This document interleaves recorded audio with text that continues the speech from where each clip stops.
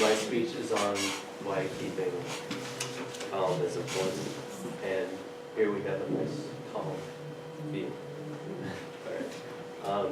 It's great that everybody was passionate about their speeches, but it's also great to remember not to sweat small stuff.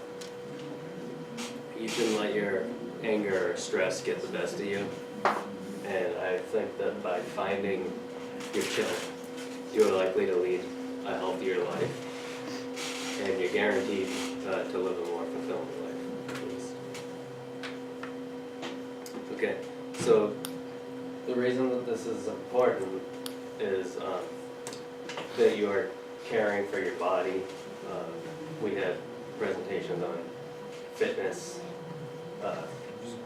Managing stress is probably just as important as people think. It's important in maintaining stable relationships too, because if you're volatile all the time, nobody's going to want to hang around with you. It's not fun to be around a hostile person. And if you ignore the need to manage your stress, it could lead to health problems, it could lead to neurosis, which is anxiety disorders, that kind of thing, and even alienation, or at least feelings of isolation and loneliness. Oh, back here. Everybody know who that is? It's George Harrison.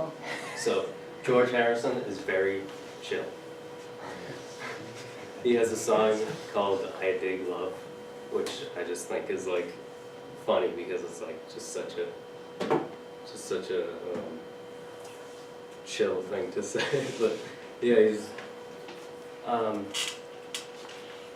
he was known to be the quiet Beatle. But I think what's more important about him is that he was always so relaxed.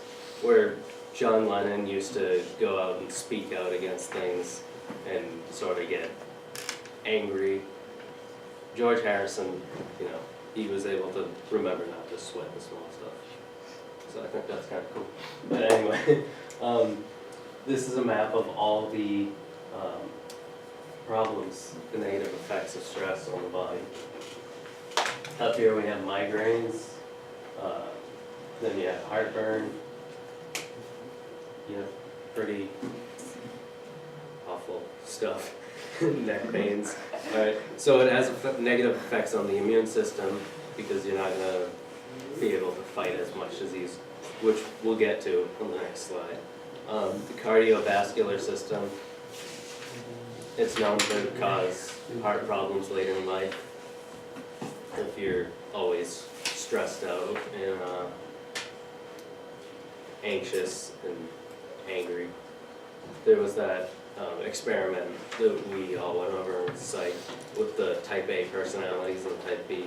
The type A were very aggressive and anxious, I guess, and they had a shorter life expectancy.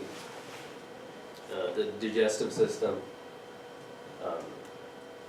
your digestion can shut down. I'm not going to get too much into this because, but I mean, you could cause stomach ulcers too. So, the nervous system, this is like a no-brainer because it all has to do with your nervous system, your brain, how you think.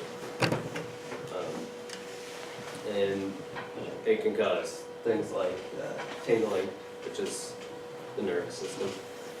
The reproductive system, in rare cases, it can cause like impotence, and even like skin infections and stuff, which I guess is to do with the immune system too. So this is delving deeper into the immune system part of it. There was a study on stress and its correlation with disease, and a research team led by Sheldon Cohen, who was from I forget what university, but anyway, he had a study that he conducted in which 276 healthy adults were thoroughly interviewed about stress, and then they were later exposed to the common cold virus.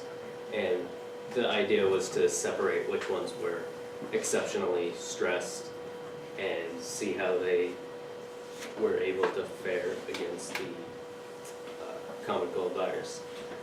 And by the end of the experiment, Cohen noted that the immune cells in those who experienced prolonged stress were unable to respond to certain hormonal messages that are responsible for the normal regulation of inflammations.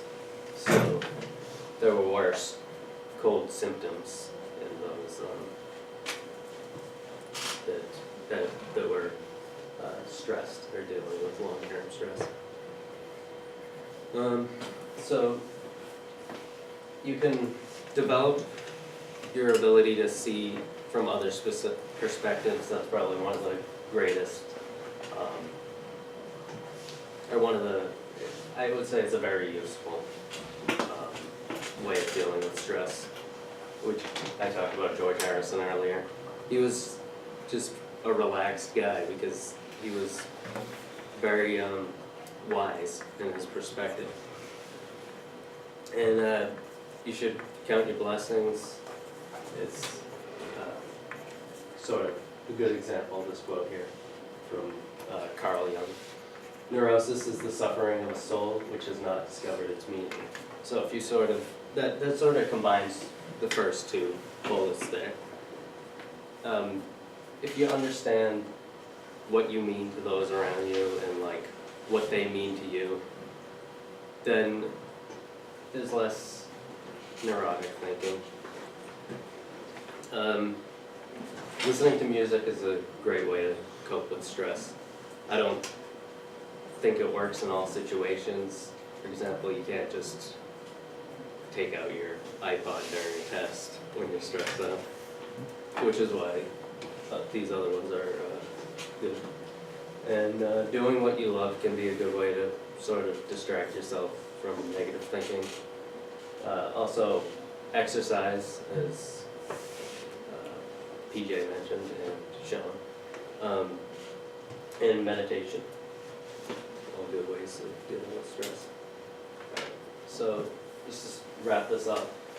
Passion is essential to one's life, but poor management of your emotions can lead to problems in your mind, body, emotional relationships, and behaviors, all that. So I think it's important to prioritize a state of emotional calm and not to disconnect from your emotions, but engage in them and analyze them and develop your perspective, learn from situations, that sort of thing. Thanks.